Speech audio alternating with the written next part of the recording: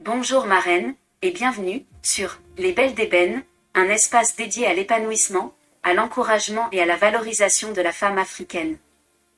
Dans cette série qui comprendra 20 vidéos, nous parlerons d'amour, de foi et d'épanouissement dans le couple africain.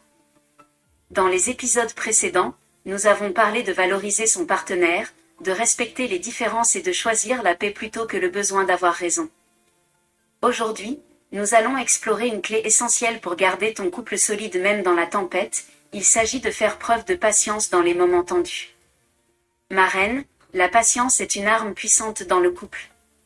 Elle transforme les conflits en dialogue, les tensions en compréhension et les épreuves en renforcement de l'amour. Marraine, tu dois comprendre que chaque conflit est une opportunité de croissance. La patience ne signifie pas rester silencieuse face à l'injustice, mais réagir avec calme, sagesse et discernement. Voici comment faire preuve de patience dans les moments tendus de manière pratique, pas à pas.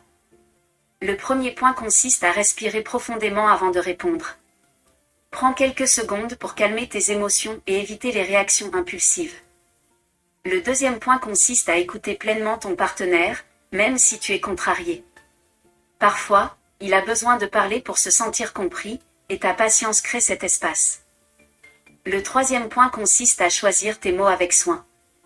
Les paroles hâtives peuvent blesser durablement. Parle avec douceur et respect.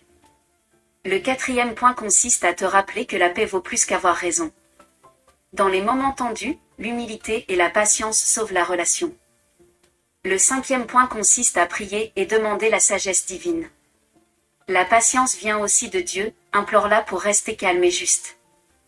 Voici à présent quelques exemples pratiques pour faire preuve de patience dans les moments tendus.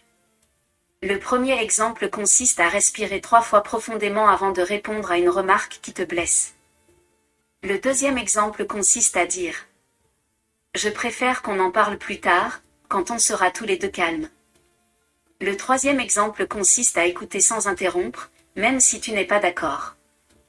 Le quatrième exemple consiste à transformer un conflit en opportunité. Je comprends ton point de vue. Voyons comment on peut trouver une solution ensemble. Le cinquième exemple consiste à prendre un temps de recul si nécessaire, aller marcher, respirer, méditer, puis revenir avec un cœur apaisé. Mets la main sur ton cœur, marraine, et répète cette déclaration de foi avec moi. Répète-la 7 fois de suite pour avoir un foyer plus paisible. Dis ceci, Seigneur, remplis mon cœur de patience et de sagesse. Aide-moi à rester calme dans les moments tendus. Je déclare que mon couple est un espace de paix, de compréhension et d'amour véritable. Mon foyer est protégé de la colère et de l'impulsivité. Amen.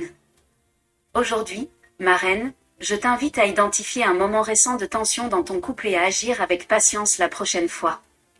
Respire, écoute, choisis tes mots et laisse la paix primer. Puis viens me dire en commentaire, comment ta patience a changé la dynamique dans ton couple?